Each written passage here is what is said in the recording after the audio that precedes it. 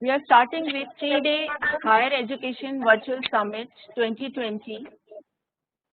Today, being the first day, and I will start with briefing with a little summary about my company Lay Strategy, which is hosting this summit, this event. We are launched last New Year Eve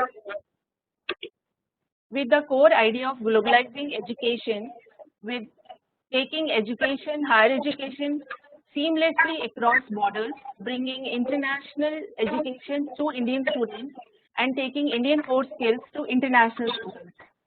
And we help our clients to represent them in India. We try to find them right kind of partner in higher education, in industry, and in educational technology companies. So I will not take much time and will introduce our honorable speaker keynote address today by Dr. Anil Sahasrabudhe, who is chairman of AICTE. Welcome, sir, to our panel. Sir.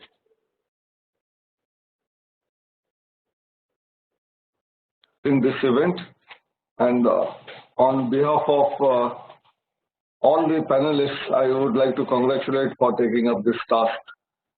Bina, Dr. Nagendra Chowdary, Dr. Pankaj Mittal, all of them are here and they will also speak on this particular topic. As far as AICTE is concerned, immediately after the lockdown began and the pandemic had its impact, we started innovating. So innovation is the name of the game. And therefore, whether it is support system for students in terms of creating a helpline where students can come and project their difficulties, and there are people who will be ready to help. So it is a sort of matchmaking exercise which we initiated within 3 days of the first lockdown.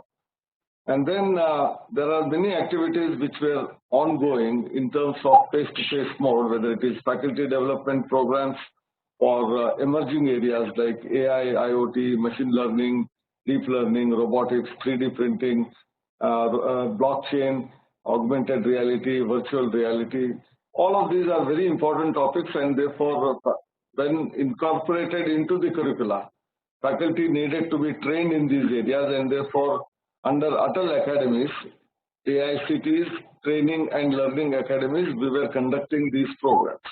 And we had planned 200 programs, 185 were just over, remaining 15 were yet to be taken up, and suddenly due to pandemic, everything came to a grinding halt. And for the consecutive year, this year, formally from April onwards, we had planned 500 programs.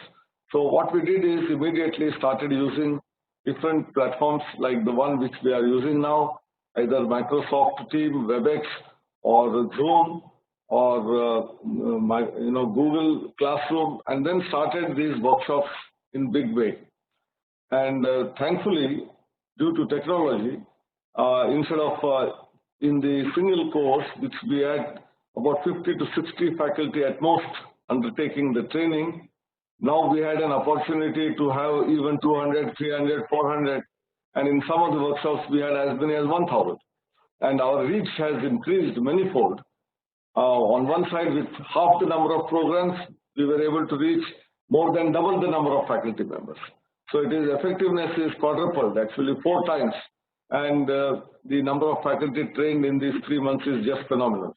Similarly, we had a faculty development program on universal human values. They also contributed immensely for our student induction program. Then there were programs for research. So whether it is Elsevier or the Web of Science, so we had their programs also arranged for faculty members as to how to select research topics, how do we continue research, how do you publish in the right kind of journals, I think these workshops.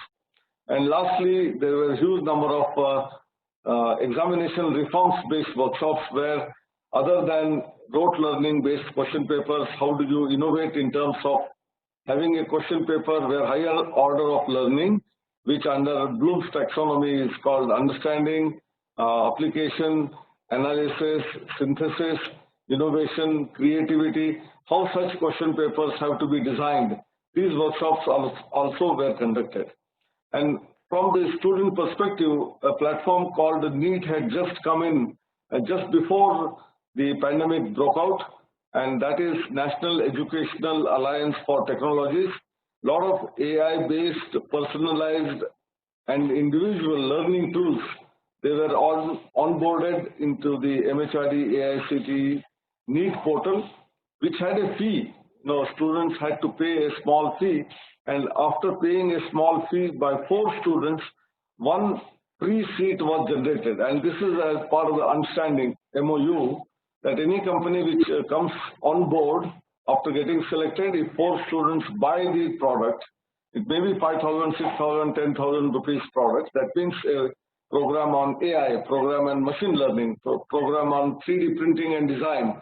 Any such course which a company is offering in an AI-based methodology where students' present level of learning is evaluated and how he is further trained in order to get expertise in that area, thereby employability improves, and some of them can create their own startups. And such tools were already onboarded, and for every 4 seat, 1 seat was to be free. And it was just picking up by which time this pandemic broke out, and we appealed to these companies that although you were charging and you did get some students on board, but now during this pandemic period when students are all idling, why can't you give this product free of cost to all the students? And I'm very happy that almost all the companies, with some exception, they came forward and offered this tool very many number of students just free of cost. And whereas few thousand students had actually bought this, and therefore number of seats created were in hundreds. During this pandemic period, more than 4 lakh students were able to get benefit out of these products, and they are all got certified. As much as some of the companies of international branding, whether it is edX or whether it is Coursera, whether it is Microsoft, they also have come forward and given their products and certification free of cost, which otherwise sometimes they cost very heavily. And we calculated the fee which otherwise would have been paid by these 4 lakh plus students to actually do the training on their own. It comes to 250 crore rupees. It's the staggering sum of 250 crore free learning which has been provided through AICTE and NEET portal for our students. I think this is the power of technology and power of helping each other. Beyond that, we have an internship portal which was also launched by the Minister for Housing and Urban Affairs as well as MHRD Minister for engaging students in internships in various civil bodies. There are municipal corporations, there are municipal bodies, then there are smart cities, and they have a large requirement of manpower, and by providing stipend to the graduates, they are in a position to get both training on one side, stipend for the students, and as far as the civil bodies are concerned, they will get manpower in some form or the other in order to carry on their jobs. At the same time, get some very brilliant, innovative, out-of-the-box ideas from these young minds, which will help solve several problems of the municipal bodies, whether it is in hygiene, water, electricity, transport, the healthcare, education. I think these are all challenges that every town, city is facing, and students with bright ideas, when they do internship stipend may be just 10,000, 15,000, much less than the salary that they have to pay to a normal employee. But in that 1 year, the quantum of work they will get out of them is not only in terms of the routine work, but many innovative ideas to solve those problems. And this is extended to now various other government departments who have also come forward to support. And as many as about 4,000 companies, small and big, small scale, medium scale industries, they have also come on board. And then the last but not the least, the most important thing which happened just after the pandemic was the classes had suddenly come to a close. So we asked institutions to continue classroom exercise in an online mode, and many institutions were in a position to transform their normal education in an online phenomenon, and they were able to conduct some of them even examinations in an online mode. Some of them are conducting in a face-to-face mode. But we are already geared up, prepared for helping students in the next semester admissions, as well as in terms of continuing the education, which we call lifelong education. So education is lifelong, learning is lifelong, and how do we support and help them is also going on. Last bit I would like to mention is about the processes of approval of the new colleges and existing colleges to continue. AICTE used to have an elaborate mechanism of checking the documents physically, then moving to the campus and actually inspecting the facilities are in order or not. And all of that came to a standstill, and therefore using Microsoft Teams, we have been able to conduct inspections of all the institutions where it was required in an online mode, 3 experts sitting in their respective homes or offices, and the college showing the facilities, including the GPS coordinates, that is latitude and longitude of the institute, so that institute will not be able to show facility of another college to claim their own college facility and cheat the system. So I think very robust mechanism in terms of approvals has been done absolutely transparently, and there is no iota of now doubt about any corruption charge, which otherwise sometimes used to be, hovered on AICTE or something like that. I think this is phenomenal change which has happened in terms of the processes. So we are all geared up. Let COVID be there for some more time, doesn't matter. We are all taking the challenge head on. We will use all the precautions for social distancing, wearing masks. Of course, now I'm alone, so I'm not wearing, otherwise masks are there.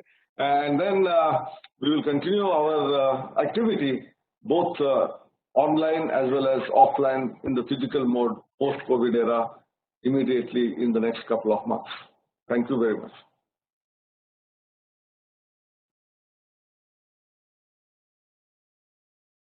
Vaneeta, your microphone is also off probably. I forgot to switch it on. Yeah. Thank you. Thank you, Anil sir, for enlightening us. Definitely, higher education is the most significant sector which has been affected during COVID-19, and all our leaders are fighting, to give solutions and to provide immediate remedies. And they have done such a lot of progress in just three months, out of this crisis. Hats off to you and other higher education leaders to put everything in gear and not to let students suffer, because this was the time when session was almost about to be over. So this was the most crucial time. Thank you, sir. Now I welcome Dr. Pankaj Mittal from Association of Indian Universities India to come on our panel as in national and international channels. Today we are really having a woman achiever in higher education, a strong woman of talent, and we are honored to have her today on the panel. Madam, welcome to Higher Education Virtual Summit 2020. Please address our participants with your views and your initiatives at your end. Thank you. Thank you. Thank you, Vaneeta ji.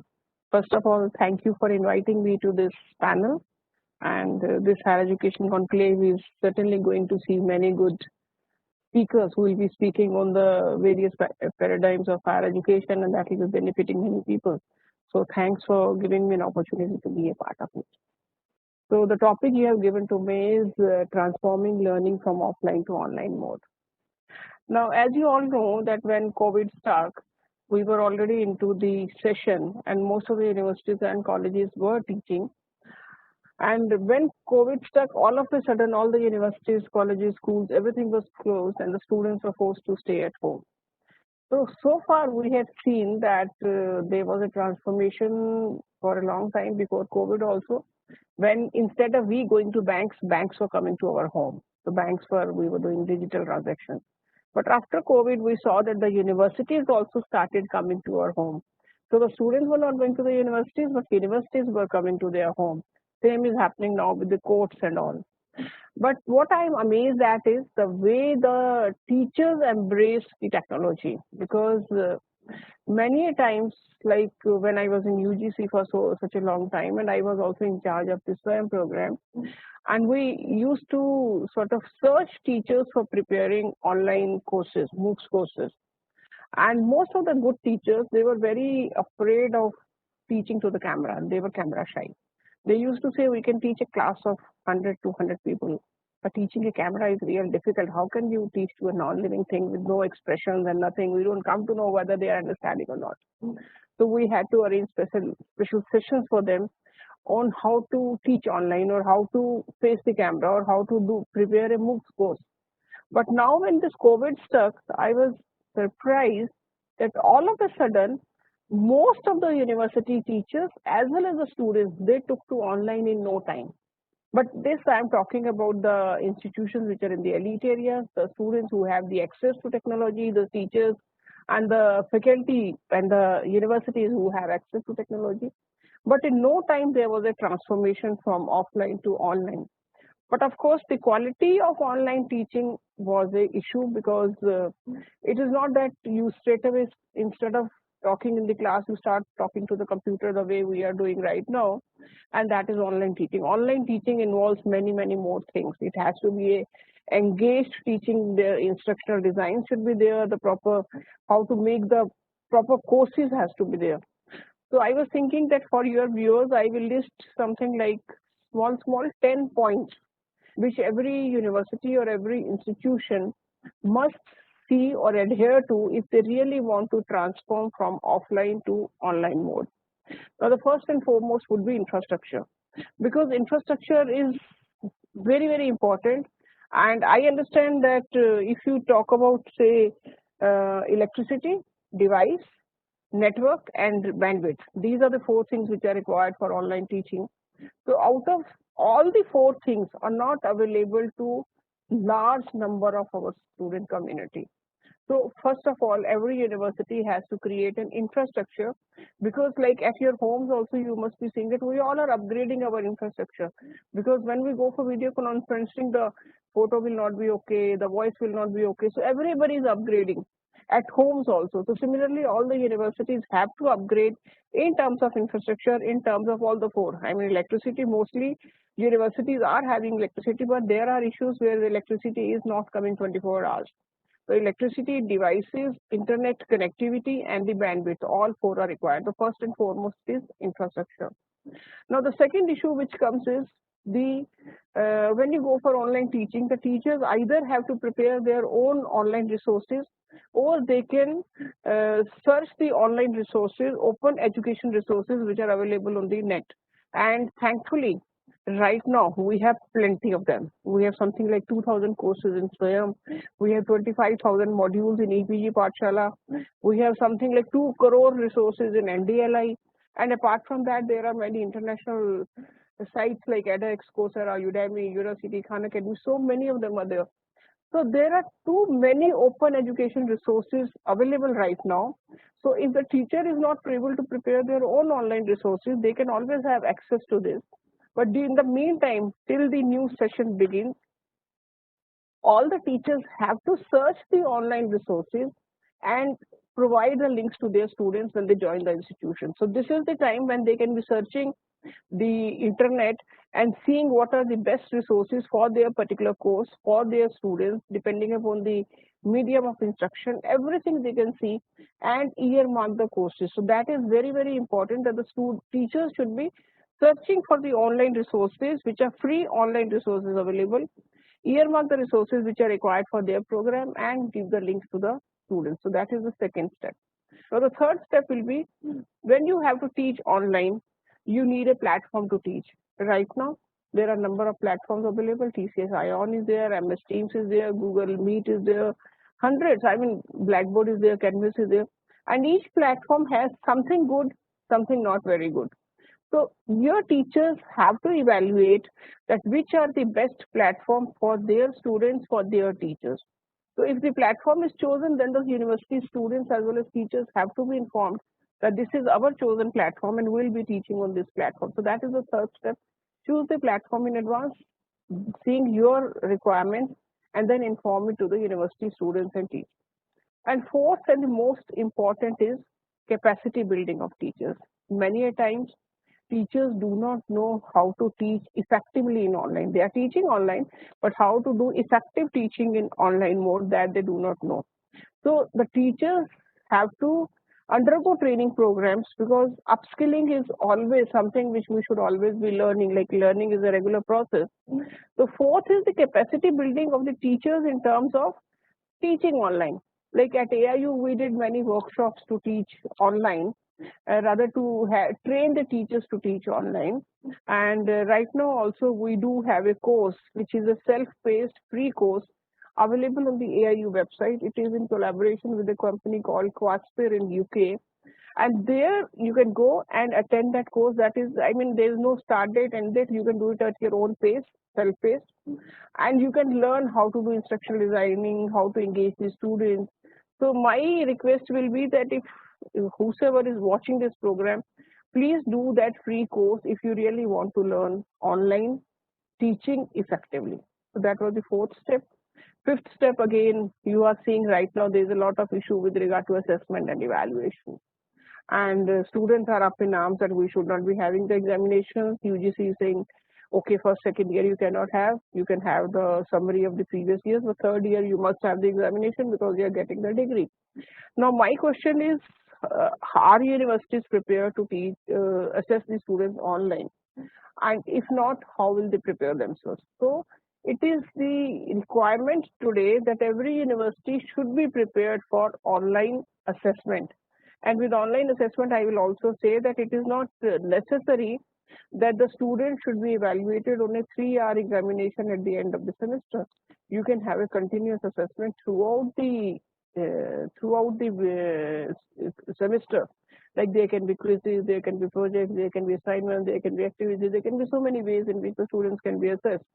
So please try to adopt a continuous assessment and evaluation for the students, so that that 3-hour examination at the end of the semester is not required. So that was the fifth step. Sixth step, and the seventh step will be internship and placement. Right now there's a lot of issue with regard to placement. Many companies are even withdrawing the offer letter. So the universities or the colleges have to see that online placement and online internships are offered to the students. And there are many platforms which allow online internship. We did a webinar with one startup on how to do online internships and assessment, and online internship and placements. And apart from that, there are, like, recently we will be shortly coming out with a program called CII Spark Manager, that is in collaboration with CII, which will work as an internship and also as a finishing school for the students. I mean, if they really want to get employed or they want to become employable, that will be like a finishing program, and we are getting something like 80% discount from CII for our own universities. So that type of online internships and placements are important. Next, eighth step will be collaborations. Many people are thinking that due to this COVID, many collaborations will go away, but I fail to understand that why do we need to travel for collaborations? Rather, right now we can have collaborations in a much cheaper manner. I mean, because travel cost is reduced, so many costs are reduced. Like suppose today you want a foreign professor to come and teach your students, it's very easy. You can approach and online teaching can be done. So collaborations one must look forward to during this pandemic time, and if they really want to transform into online. Ninth will be this counseling, because at this pandemic time, the students are locked in homes, they are staying at home, they are missing their friends, they are missing their teachers, they are basically missing the total ambience of the university. So they need a lot of counseling in terms of emotional, psychological, personal counseling.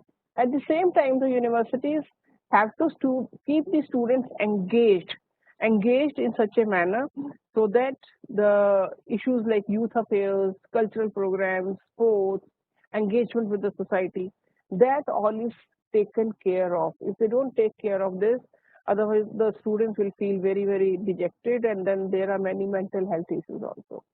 And lastly, I'm keeping it last, but it is most important. Lastly, curriculum provision. You have seen that when the pandemic struck, there were many jobs which are no more wanted.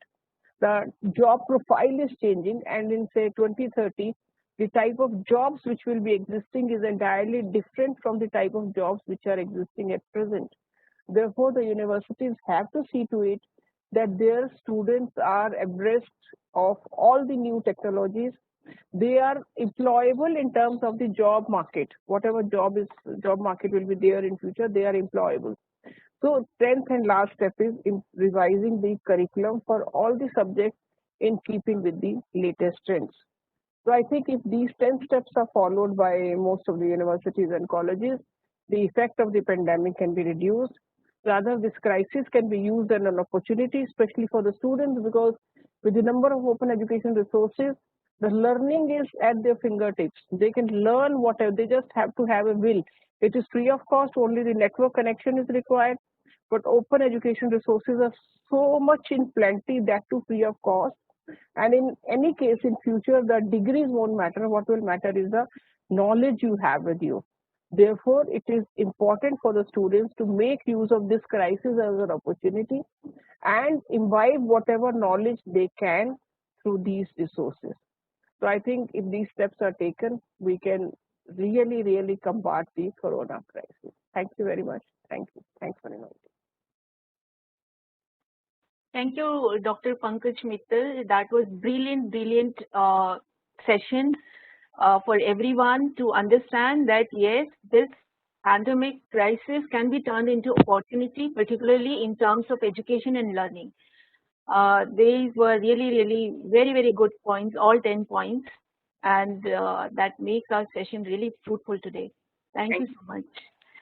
Now, before going ahead, I want to tell all the participants that please be ready with your questions and queries or suggestions in the question answer window, and please keep them very crisp and short so that it is easy to read and pick them up. We will try to take as many as possible at the end of all the speakers' sessions and in the panel discussion. Now, our first international speaker of the day is Professor Beena Giridharan from Curtin University, Malaysia. So first of all, thank you very much, Dr. Vaneeta Aggarwal, for inviting me to be a speaker at this very prestigious Higher Education Virtual Summit 2020. You know, my name is Beena Giridharan, as you probably know, and I'm a Deputy Pro Vice Chancellor at Curtin University. Prior to being a Deputy Vice Chancellor, I was the Dean for Learning and Teaching. So, you know, teaching and learning is very much part of what I do, you know, in my own work. Sorry. Okay, I'm sorry, I just don't know what's happened to the. Can you see the slides now? No. Yes, ma'am. Yes, ma'am. Yes, ma'am. You can see the slides? Okay. You can see the screen, yes. Oh, you can't see my slides? It might be loading. It might be still loading, you think?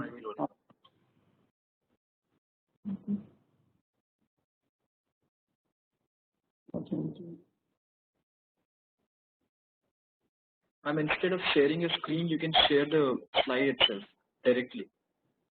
I can share the slides? Yes, ma'am. I think that would be easier to upload. So, can you see it now? No? I can just share? Yes, ma'am. I can. Okay. All right. Can you see it? Can you all see my slides?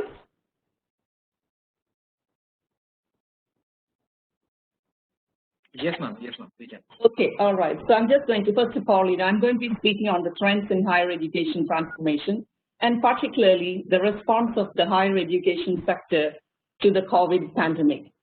And you know, Curtin, Malaysia is an offshore campus of Curtin University, Australia, which has campuses around the world. The main campus is in Western Australia, Perth, and the Malaysian campus is the largest campus outside of Australia. We also have campuses in Singapore, Mauritius, and Dubai.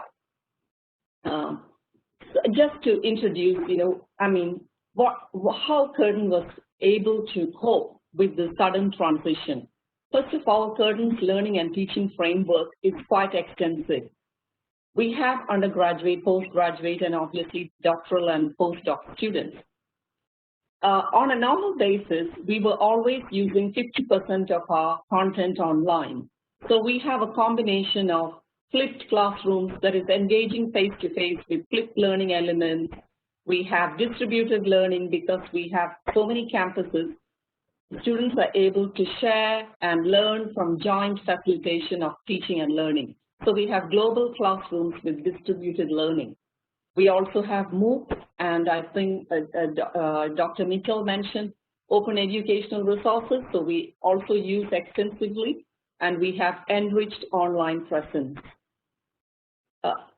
The platform that we use at Curtin is Blackboard. So we have a strong commitment to transforming learning, aligned to the Curtin's vision of being an educational research leader. So Blackboard and other technology platforms are part of our learning management systems for synchronous and asynchronous learning. And Blackboard Collaborate was used for the as a virtual classroom tool for the tutorials. So what does Blackboard Collaborate do? I'm sure most of you are now, familiar with this, but it's just what it does for students and facilitators. It is a live web conferencing and virtual classroom platform that allows staff and students to communicate in real time. And it's integrated and accessible from within the Blackboard LMS. We started this process in 2015, and every student is on Blackboard. So not only do they have face-to-face classes, but 50% of their time is spent online, engaging in online discussion forums, answering, thinking of problem solving, and engaging in peer learning, etc. And we also use iLecture systems. This means that the lecture is available to the student prior to class. So we use a flip model of delivery. So the students can watch the lectures before coming to class and answer some questions that the lecturer might pose at the end of the session. So in this way, there is a lot of engagement in learning. But I want to say this, I just want to share some of the learning apps and learning resources and activities and collaboration tools that we use. We focus on student-centered learning, which means that all the professors and lecturers are facilitators of learning. And the onus is on the student to take responsibility for their own learning. So students do presentations, they have to do video presentations. We use learning apps like GroupMap. They have to finish their e-readings before coming to class.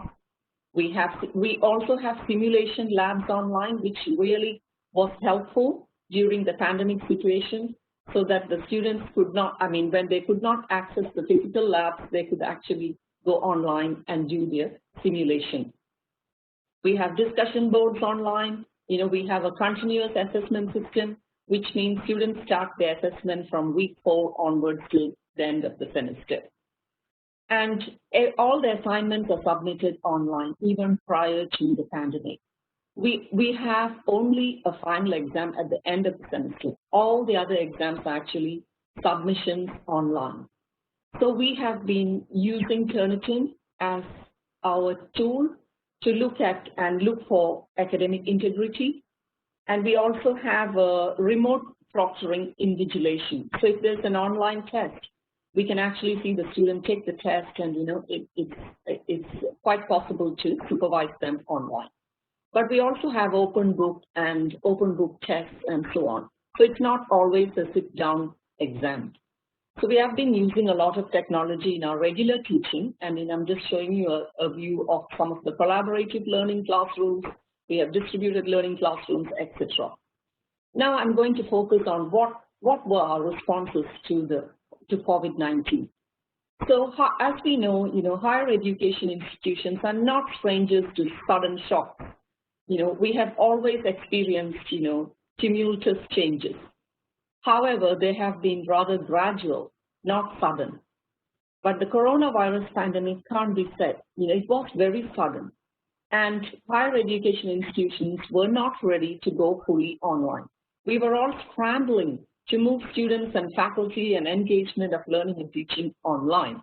So what were some of the effects of these moves, and how did many institutions cope? So I can show you a little bit of responses from our university perspective.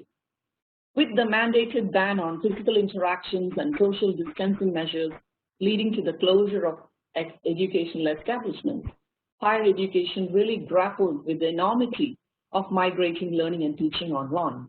So universities that had invested in infrastructure, as we know, and the learning management systems, and adopted blended learning models as part of their normal learning and teaching delivery benefited the most. And transnational education institutions like Curtin, we have been practicing distributed learning where faculty and students experience learning with their peers in offshore campuses in a synchronous manner. And we have the good fortune of being in the same time zone as Perth. So this means we can do it in real time at the same time.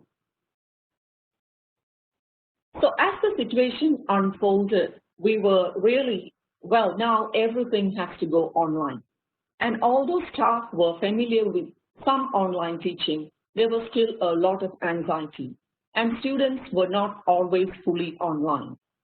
So we had to move everything to Blackboard, and Blackboard Collaborate, where students could download lectures as usual, and then attend tutorials and seminars in live mode. So the transition to fully online was not an easy task, but we had been doing continuous professional development programs that has been part of our teaching excellence framework.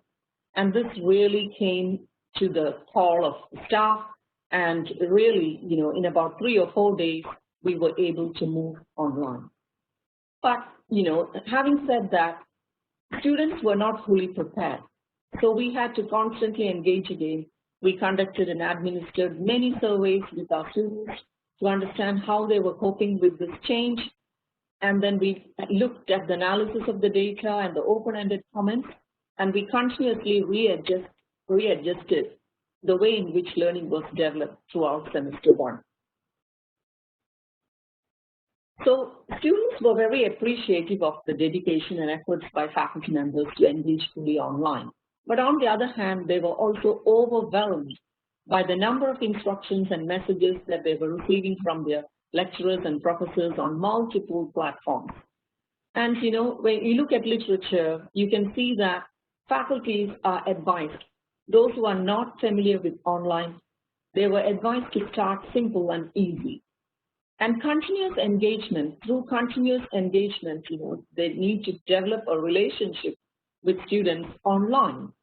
So asynchronous learning practices would better prepare students to familiarize themselves with online learning and teaching delivery, which means that they could watch recorded lectures a few times before then coming to this live tutorial sessions. What are some of the emerging technologies and practices in higher education? Even prior to the pandemic, the following technologies have been used, such as adaptive learning technologies, machine learning, AI, analytics for student success, so elevation of instructional design, learning engineering, UX design and pedagogy, open educational resources, and of course AR, VR, and other haptic technologies. We are looking at, well, since the COVID pandemic happened, we can envision about 4 possible scenarios that will happen in higher education. 1, we could expect growth.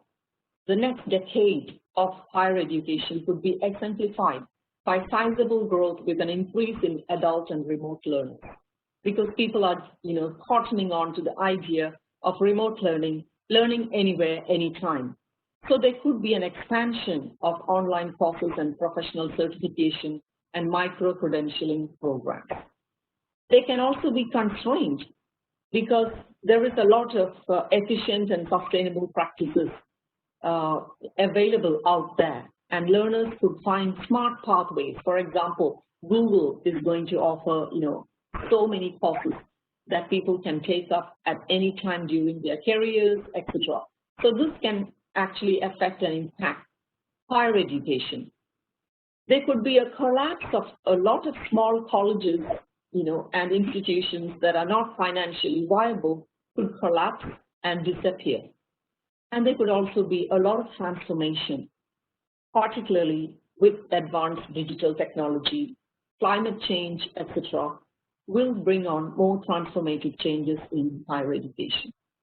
Flexible and personalized learning, I think, will be more appealing to learners as institutions explore cooperative network models. And this has been published in the Horizon Report 2020. So there are possible trends in higher education. If you look at it under social, technological, economic, political, and higher education itself. So in terms of social well-being, there is a lot of emphasis on mental health, demographic changes, equity and fair practices, etc. In terms of technology, we can see that AI is really becoming really part of what we do in higher education. We're looking at data analytics, the way in which students learn. In terms of political scenarios, there is less funding for higher education with many governments. The value of higher education, the cost of higher education has gone up in terms of economy, and the future of work and skills is always constantly changing. In terms of economics and higher education trends, I think the rising cost of tuition combined with decreased funding from government will definitely impact higher education models. The future of work and skills. Institutions really have to review courses to meet demands of new industries and changing workforce. Sustainable living and learning will be very significant in courses because of climate change. Alternate pathways to education, the changing demographics of students and employment, leading to new micromasters and graduate certificates. Online education, teaching in online blended modes is going to be the new norm. So to conclude, I'm just trying to keep up to my time. So I think in closing, I would like to say that institutions need to be agile and responsive to adapt to sector changes in order to remain competitive and sustainable. We need to review course and curricula that is current and relevant and include new learning design practices matched to new instructional design methods that are all student-centered. We have to continuously analyze student learning outcomes through feedback and understanding impacts of technology. We have to include the development of new literacies and skill sets that is required in the future of work. And without, undeniably, continuous professional development for academic staff and communities of practice are integral to enhancing learning and teaching pedagogies and practices. So this, these have been some of our experiences, and I think these are some of the trends that we can foresee will really be happening in higher education. So thank you very much, and I'm happy to take any questions or comments later on. Thank you very much.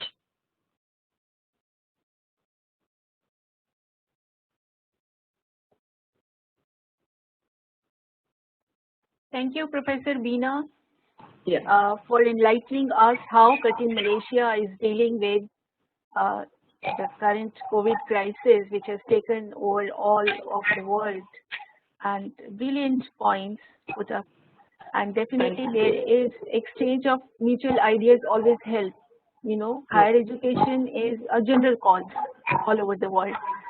And since you are working on internationalization of education, transnational education, your points definitely are very, very, forthcoming.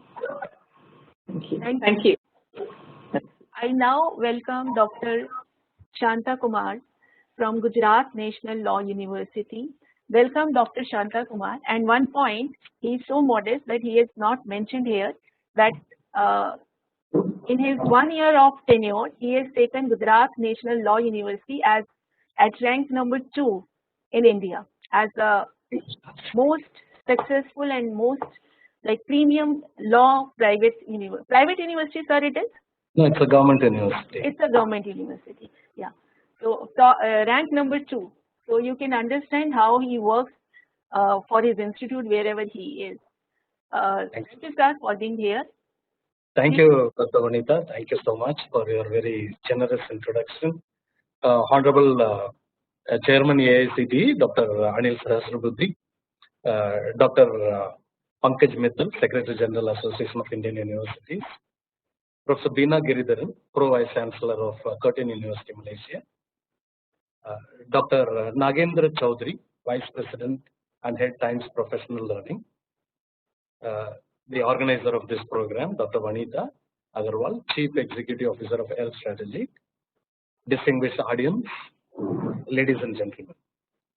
At the outset, I wish to place on record my sincere thanks to Dr. Vaneeta Aggarwal for number one, arranging the summit to deliberate on issues that are posing challenges to higher education institutions, and number two, for giving me this opportunity to participate and express my views on the topic of disruption in higher education.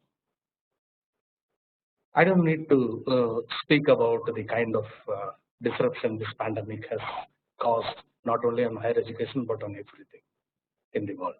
So this pandemic that has shuttered economies around the world has also battered education systems in developing and developed countries.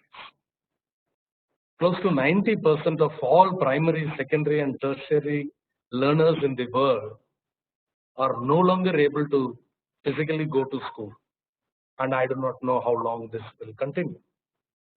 This impact has been dramatic and transformative as well, as educators scramble to put in place workable short-term solutions for remote teaching and learning, particularly in smaller towns and villages where students and schools face additional challenges related to financing and the availability of IT infrastructure. I hope you can understand.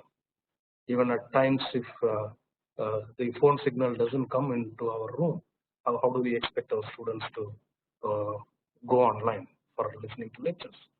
This is a real challenge which we face. And institutions like us, where we get students from across the country, even from very remote parts of village, it becomes extremely difficult for us to do justice to teaching online. COVID-19 has in fact caused an unexpected disruption in the higher education, not only in India but globally. It has required nearly all institutions to deliver courses and academic support remotely, instantaneously. That is very important because we were not prepared for it.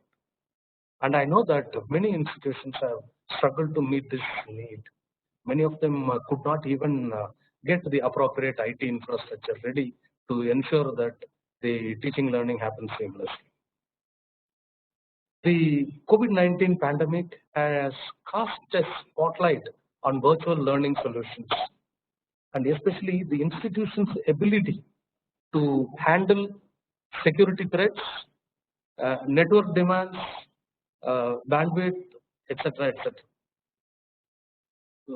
We have changing relationships on campus, and we have to help our staff navigate these changes. We have great teachers, but they need new and different skills now. Universities are in the middle of a transformation that is challenging the status quo and is forcing higher education leaders to embrace change if they wish to remain relevant. You need to change if you want to remain relevant. So that is the message that this pandemic has given us. So this pandemic has forced universities to bring their courses online. As Madam Pankaj Mittal was telling, UGC had been insisting on universities to go online for so many years. But then people were simply resisting change. People were not easily accepting the need for using technology in their classroom. Now they have been forced by this pandemic to bring our courses online. But then this is only just one step along the road to a new educational paradigm. We can expect a new blended model to emerge once the COVID-19 has passed. Education leaders have already begun reflecting on how effective their remote learning efforts were, and whether students performed as well as they would have in an on-campus setting. As institutions seek to learn from these efforts, data and metrics are needed to establish their success or failure. I think this is where institutions like the Association of Indian Universities can help universities with the solid research and its findings, so that we can learn a lot. no doubt, we managed to engage our students the last semester. Though there was a break of 1 or 2 weeks immediately after the lockdown, but then we tried to engage our students. But we need to ask ourselves whether engaging our students is sufficient to get the desired learning outcome. Higher education often uses the term engagement, but there is no consistent definition for the word engagement. We should consider engagement to be less about tactical steps and more about the end goal of creating a sense of belonging for our students along their journey. The higher education segment will end up by necessity triggering a learning revolution. To that extent, I am extremely happy that this situation is forcing institutions to think about revolutionizing higher education. Universities are distinctive in that because their students are both old enough to handle the rigors of online work, and they are also technologically savvy enough to navigate new platforms. The real challenge lies for the institutions in which they have enrolled. Can traditional campus-based universities adapt by choosing the right technologies and approaches for educating and engaging their students? This is a big question that we need the higher education leaders to find answers for. The success and failures that unfold should give us all a better grasp of what is possible. Right now, video conferencing apps like Zoom and WebEx are throwing universities a lifeline. However, as rightly pointed out by the Secretary General of Association of Indian Universities, teachers are still struggling to maintain the same depth of engagement with students they could have in a classroom setting. That's because they were not trained. They themselves have not prepared themselves to go online. So it's for them to find solutions and quick solutions to avoid a dip in the quality of education they are providing. We are coming across a number of news. Today morning also there was a news about how a 55-year-old teacher with almost 30 years of teaching experience was ridiculed and harassed in an online class by his own students. So online educational platforms such as Coursera can play a useful role by tapping their expertise in online program designing, as rightly said by the Secretary General of Association of Indian Universities. It's not about talking to the camera. It's the first step should begin with creating the right IT infrastructure, and you have the right curriculum, and you also need to be trained in dealing with the curriculum in the appropriate method. Because that's very important. She spoke about the choice of technological platform, the digital requirements, the equipments that you need to develop the best content. All these things we need to look into. So the adoption of online solutions in recent months, it is in fact a first aid solution by switching entirely from in-person to remote instruction. A move that has been forced upon by sudden mandatory campus closures. Otherwise, we would not have even thought about it.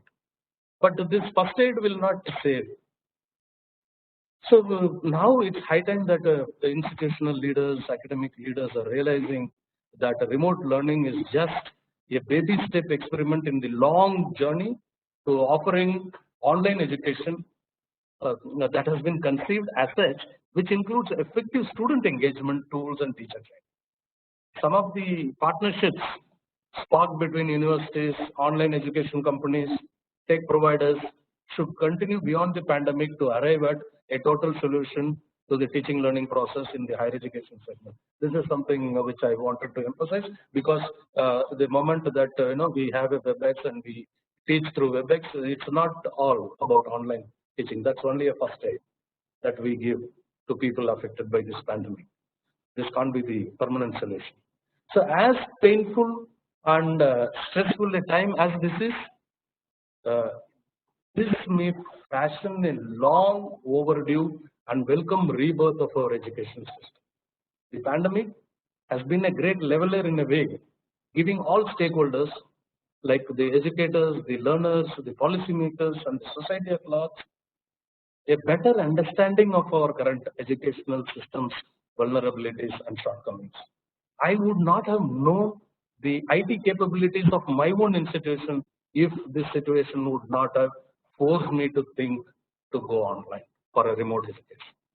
So it has underscored how indispensable it is for our population to be digitally literate to function and progress in a world in which social distancing, greater digitalization of services, and more digitally centered communications may increasingly become the new normal. More fundamentally, COVID-19 is causing us to challenge deep-rooted notions of when, where, and how we deliver education, of the role of colleges and universities, the importance of lifelong learning, the importance which Professor Anil Sahasrabudhe mentioned, and the distinction that we draw between traditional and non-traditional learners. So COVID-19, to sum up, has struck our educational system like a lightning bolt and shaken it to its core, just as the first industrial revolution forged today's system of education. I'm extremely hopeful that we can expect a different kind of educational model to emerge after COVID-19. Along the lines of Association of Indian Universities, the International Association of Universities is also closely monitoring the impacts of COVID-19 on higher education around the world. I recently came across a report. This IAU, the International Association of Universities, it is an independent global organization created in 1950, which is officially associated with UNESCO. So as part of its activities, it developed the first global survey on the impact of COVID-19 on higher education. The survey report is available in their homepage. It's free to download. So it has also announced that this survey will be followed by a second global survey, done along with partners from various countries around the world. So the aim of this report is to identify the major challenges universities and other higher education institutions face in the short term, medium term, and long term, and to share and develop solutions. I would request all of you, the listeners, to please go through that report, which will significantly will be an eye opener for all of us, where we come across many new things which we have not seen from that perspective. So under these circumstances, many universities and other higher education institutions have already foresee the impact of moving online and the impact of economic crisis on students and their families, including closure of universities for short, medium, or long term. I'm getting almost every day 10 to 15 emails from students and parents asking them a waiver of tuition fee, and they say that the next year you should not charge fee for this, you should not collect fee for that, and I'm not sure how we are going to deal with this kind of situation. So the grim financial future that many higher educational institutions, now India, we have witnessed a sudden growth of private universities which are operating on a self-financing mode. So the grim financial future that these institutions will have to face, while others are even at the risk of seeing their activities being closed altogether, will weaken the capacity of higher education system in this country to perform its responsibilities to the society. A student, not only higher education institutions, even students needs to be assisted. Staff needs to be protected and assisted. The stories that I hear about teachers working in private universities, private schools, how they are being treated and how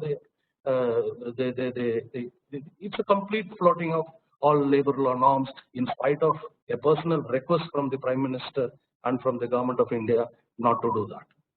So these institutions, these systems, these people need to be supported, and this is something we need to focus on in finding ways and means to protect the higher education institutions which are affected severely by this disruption caused by COVID-19 pandemic. With this, I think I should end. Thanks to one and all for a patient listening. Thank you very much. Thank you.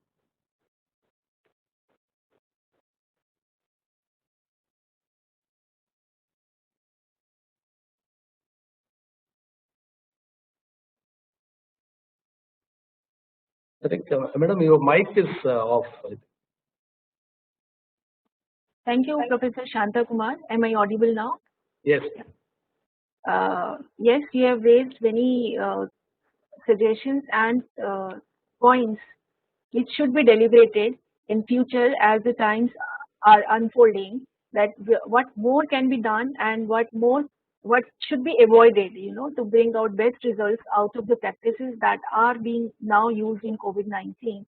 And definitely our higher education institutes and educators have done marvelous in terms of bringing technology to their institutes in just such a short span. And since our government of India leaders are here, my request would be, now that we know that online education is possible and we have done it, we should also include these in some policies, and you being there, you can take these calls. For example, if some faculty member gets sick with a life-threatening process, for example, transplant, or if he or she met some accident, then they should be, and their brains are working, they're talented, so they should be given option of online tutoring for their institutes rather than putting their jobs on risk. That should be taken care of by taking example of COVID-19 into the policies. So now I move on to next panelist, our last panelist, Dr. Nagendra Chowdary. Recently he joined Academic Relations and Learner Success, Times Professional Learning, Times of India Group as Vice President and Head, based out of Mumbai. We welcome Professor Nagendra to come on board, and please enlighten our participants with your views, with your today's topic, new challenges and new paradigms. To all of you, hope you can hear me. I think we're coming to the end of the session, so I don't want to take too much of time. And I really appreciate all the great insights coming from Dr. Anil, Sahasrabudhe, and also Pankaj Mittal and the previous two speakers. Amazing, insights. I think I just want to add two perspectives to this. The topic that I thought I should speak is on new skills and the new learning and the new paradigm because of the passage of time. So I want to share two perspectives with all of you, because most of you being the educational decision makers, maybe policy makers, I think it's better. I think I want to leave or maybe plan this talk with all of you. I think the one important thing that I want to table amongst this team, the skill is that we should now think of, this is the best time that I can think of where we can make a mandatorily 1 year skill-based program, because right now across the world, definitely I think all universities, so-called 99, maybe about close to about 999 or maybe about 1,000 universities, all of them have become degree granting bodies, and then the entire system is geared up in such a way that people are just going for degrees. But now the time has come where people have to be made accountable, that is, the universities have to be made accountable for learning and not just teaching. I think the second one, therefore, comes from the first one, and that is how do you make the universities accountable? I'll come back to that in just a while. The first one, let me complete. What I have it in mind I want to submit to all of you is that if it is a 3D year degree program, if it is a UG, BA, or BSc, whatever it is, or if it is a BTech, if it is a 4 year, 1 year of the first degree has got to be made completely skill based. Now we must insist that each university must be looked at maybe 10 to 12 or maybe even more than that, maybe 15, 20 skills, just the way it happens in Sweden or maybe in Spain. I mean, that's the whole deal. I think if you look at the latest World Economic Forum report, and which has come out with the skill gaps, Japan is the number one with 84%, and India being the second country. And then if you look at the list there down below, definitely you'll find Sweden and Spain and other countries, and China is at 24%. Now, countries like South Korea, all these countries have progressed because they insist on the skill-based learning. What I would submit to all of you to consider, at least, may not happen immediately, but at least to consider at least about having 1 full year, maybe a list of skills have to be mandated, whether you're doing a computer engineering or you're doing BSc or you're doing BCA or you're doing BBA or BCom, whatever it is, 1 full year has to be done, and it has to be learned. It's not just about giving a certificate, because you know how these guys can this game of the system. But the point is that that's where the second perspective comes in. That is that how do we we have to make the universities or colleges or autonomous colleges, they have to be made accountable for the learning on teaching, because most of the time that I see that people take a lot of pride in having the best faculty. I'm sorry to say that, but it's just like having the best doctor saying that operation successful and that kind of thing. So you must have the best teachers, listen to the child. Every child learns on decision, because for him or her, education is a pathway to economic freedom. Therefore, the moment we do a good job here, we are curtailing their economic freedom. And along with I would say, skills automatically will definitely fall in place. Because if you look at Forbes vacancy, look at World Economic Forum, look at forum, they have started coming out with reports. In fact, just now, as the session is on, I just got one beautiful index from Coursera. And all of them are saying only one thing, and that is about digital literacy and all that. Digital literacy and high technology that people talk about, IoT, etc. But the point is that they are all probably expensive to majority of Indian students.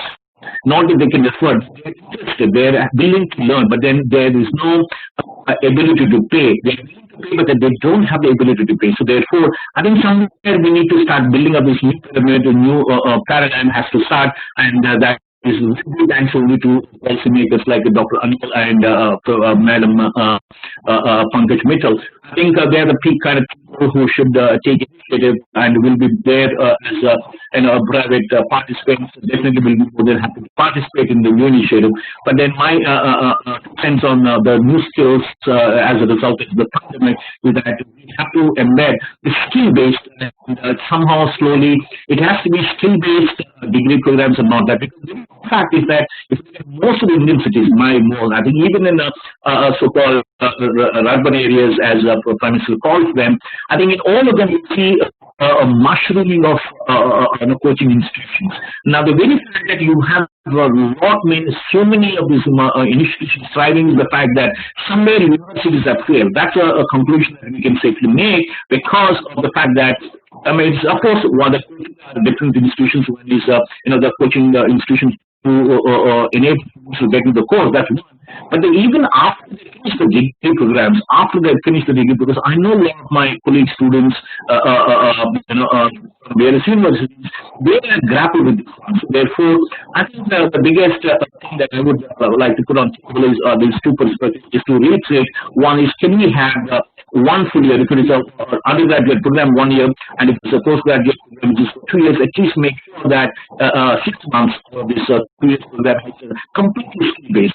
I know even in an MBA or BBA program, they teach something called digital marketing. Now, digital marketing, recent, just about a few days back, I think, just 3 days back, I got a call from one of my colleagues who is a senior vice president in one of the big companies. He said, Doctor, I have, there's profiles, all of them are related to digital marketing. So I reached out to some of my colleagues who have got the students who have done the digital marketing, and then I am share the profiles, shared with them. Yesterday, I get a feedback saying that not a single one of them have been chosen. And I was stunned, so I picked up the phone in the morning and talked to her. She said categorically that none of them know even the basics of it. They cannot even tell me about how to have a responsive design or a website design.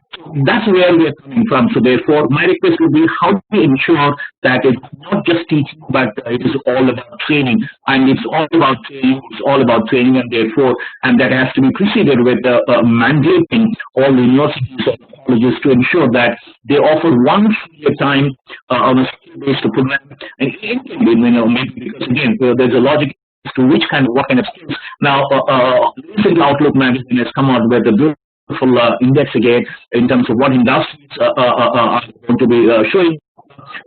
Post-pandemic, and also during the pandemic. So therefore, the skills there that are required. So therefore, we can map. Each university can pick and choose the ones that they want, and students can accordingly join if they're interested. So therefore, there is no force. But the point is that each and university or the higher education institution has to be made accountable for training a specific skill, because they're now clear, what was supposed to be the hardcore skills and the soft skills. Now they're blurring the distinction between soft skills and hard skills. They're becoming very less for sure because of a pandemic. For example, communication skill always was soft skill. I think that is becoming frontline hard skill right now because of a pandemic. Because the sales guys, marketing guys, I think they're all into this kind of skills building. My request to appeal to all the decision makers here is that you kindly consider and be more than happy and ensure that we make a slow transition. It may not happen immediately, but the point is that we want to do that way. So, and thank you, Dr. Vaneeta, and your team, and I really appreciate all of you during this time, especially this illustrious panel of speakers in a short notice. I'm sure there must have been a great amount of diligent work behind the scenes, and thanks to all of you, and really appreciate your opportunity. Thank you, Dr. Nagendra, for putting up your views, which are very, very insightful.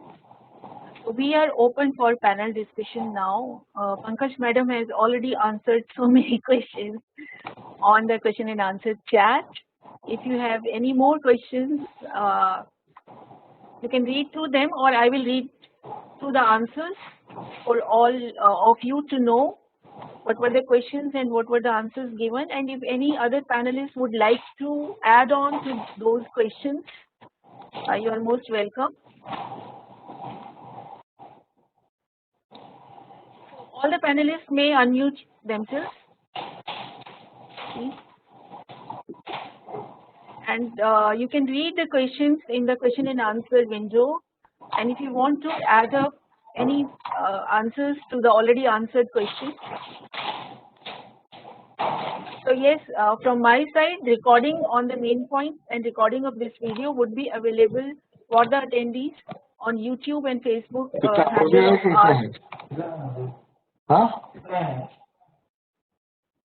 of our website. You can check www.lstrategy.com for the social handles where these videos would be available. Secondly, there was question, how is physics practical classes in online teaching possible? I think that relates to all the science practical classes and technical practical classes. So Madam has answered that although virtual labs are running now, but in practice we need offline practicals only. Because in chemistry, how will you know what kind of fumes, what are the smells emerging, how much is the heat? Similarly in physics also, optical instruments, unless you do the hands-on practice, you are not able to know it. You can do a lot on virtual labs.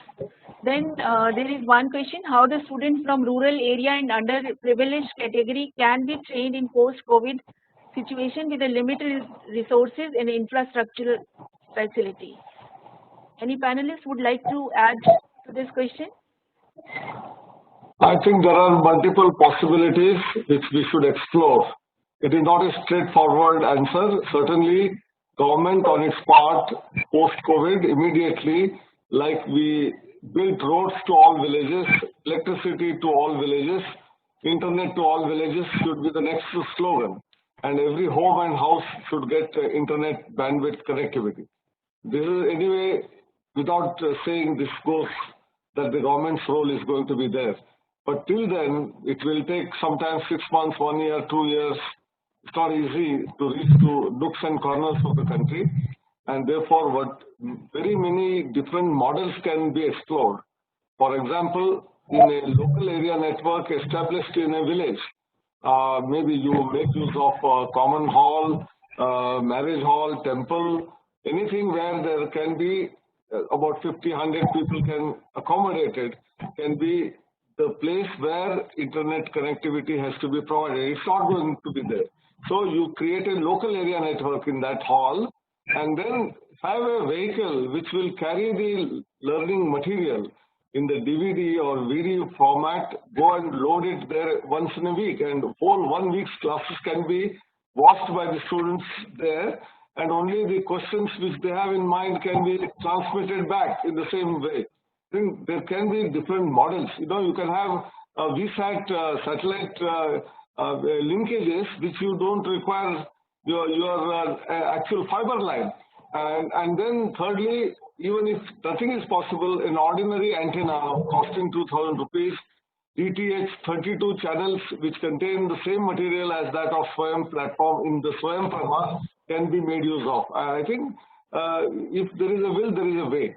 And with all difficulties that are going to be there, and they are going to continue. It's not that it's a magic band and everything will be, you know, very good in 1 year or 6 months.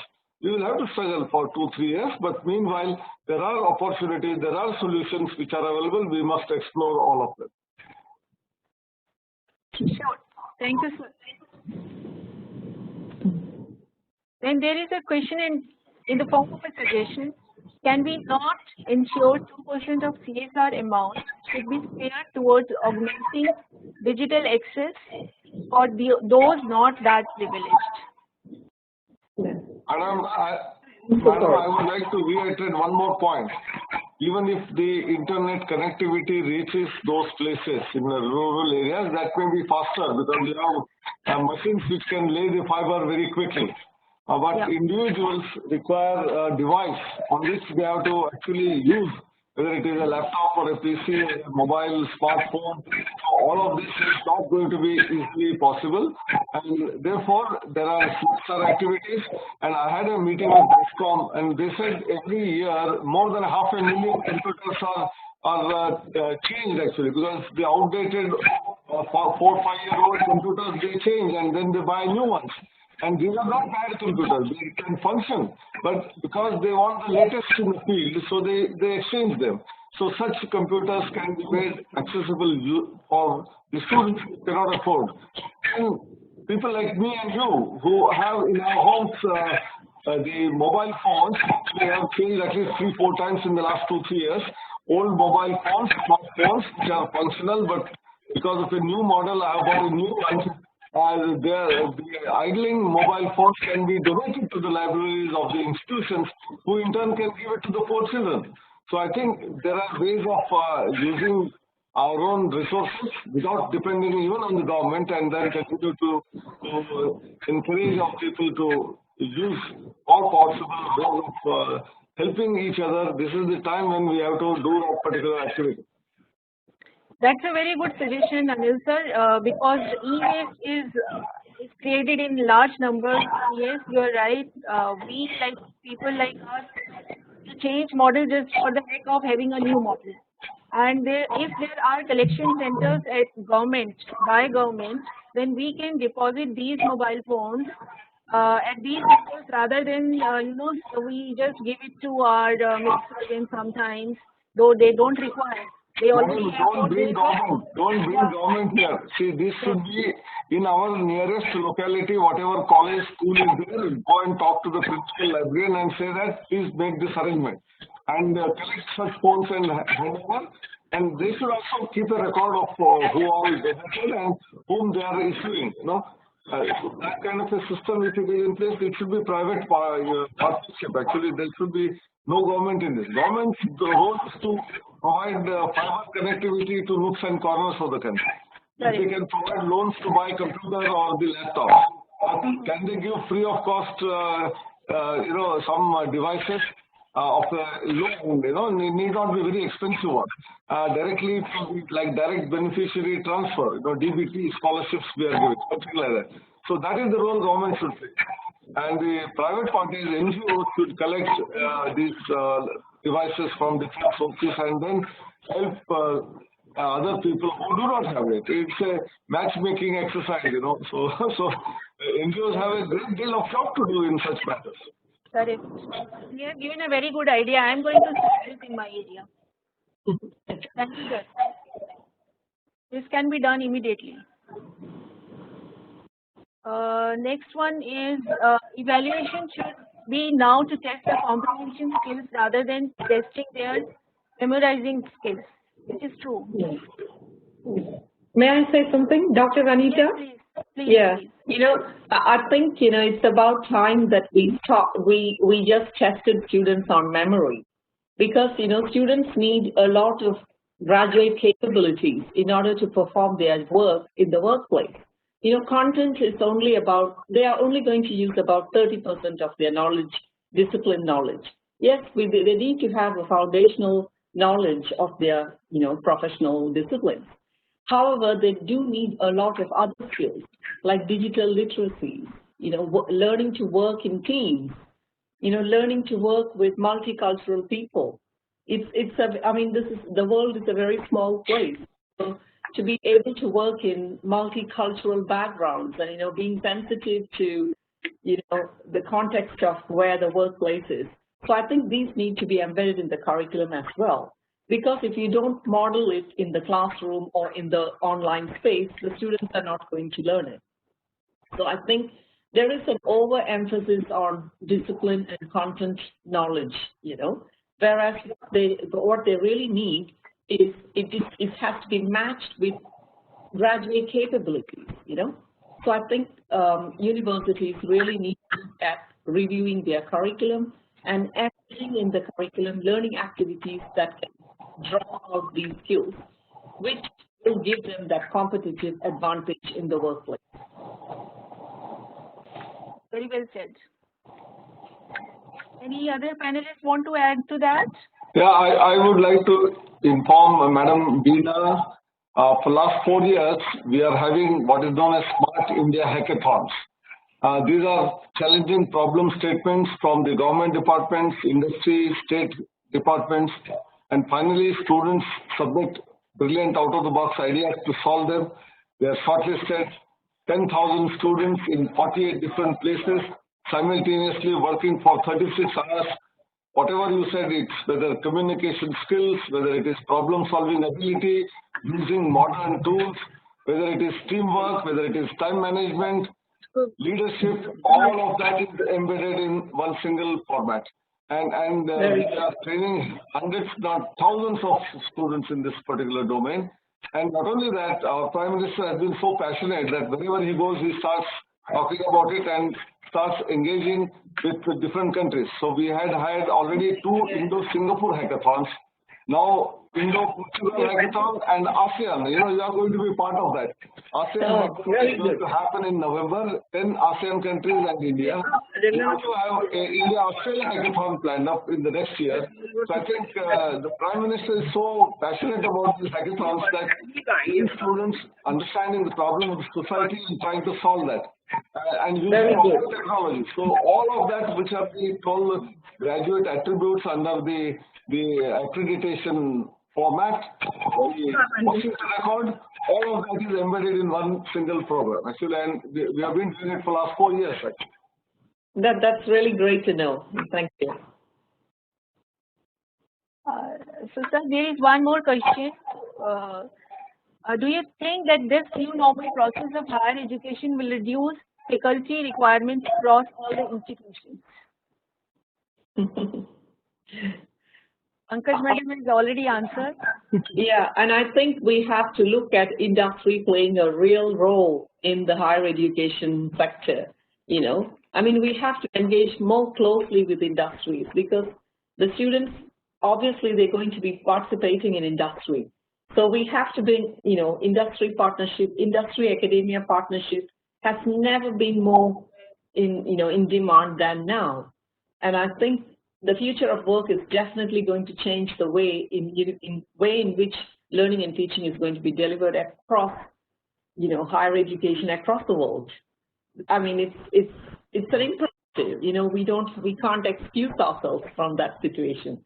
So I think the more that we have, students have workplace experience, really right at the beginning of the first day of the university should be the first day of their career. So that's how we have to get our students to understand the needs of the industry.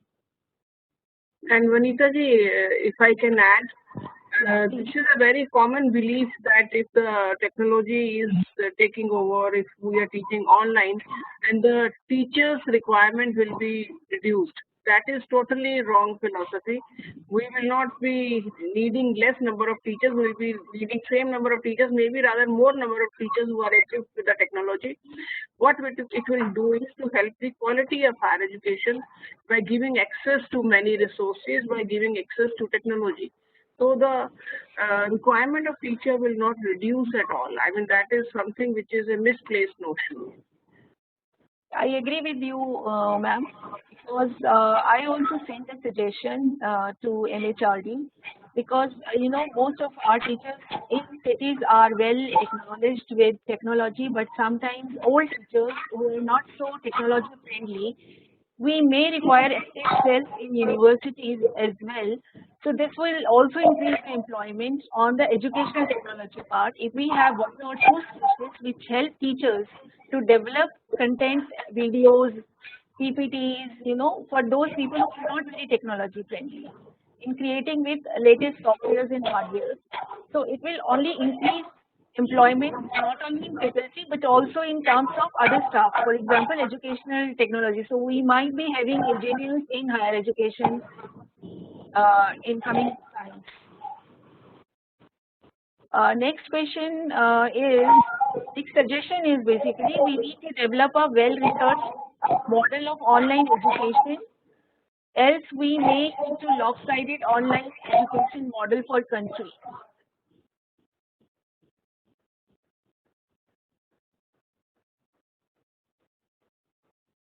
And then there is one suggestion. Okay. Do you think that implementation of national education policy of India will be deferred due to COVID-19 pandemic? This I think Dr. Anil Sahasrabudhe can answer. Sir, please. I think it is going to come up very soon. वो जो cinema का advertisement होता है ना कि trailer पहले आता है और बताते हैं अभी very soon it is coming, तो वैसे अभी ट्रेलर देख लिया आप लोगों ने इन एजुकेशन पॉलिसी का, अभी very soon it is going to be announced. So, sir, I was working last year on online courses. I had a collaboration with Canadian University and I was trying to find right partners for them. And I faced a lot of struggle.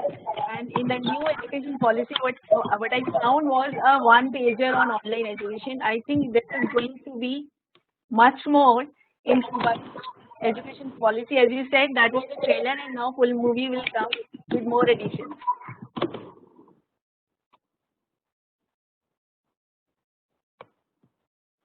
So that's all. I think these many questions were there. Shall we close the session now? Yeah. We have answered many questions. We should close the session, and thank you very much for all the. Okay. Thank you, sir. Thank you, ma'am. Thank you, Professor. Yeah, thank you very much, Dr. Nagendra, for being here for this wonderful session. The discussion was brilliant, and we have had many insights from all the education leaders, and definitely such kinds of mutual exchanges of ideas and thoughts, and it creates an ambience, it creates a kind of thought lab, so that more ideas can emerge and possibilities can be explored. Thank you so much. Thank you, Dr. Vaneeta ji, and all the panelists. Wonderful. Namaskar. Namaste.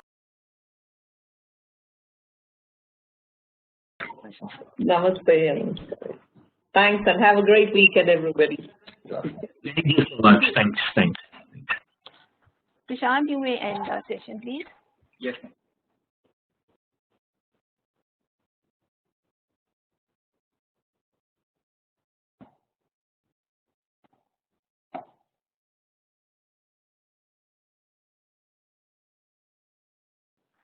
Yeah.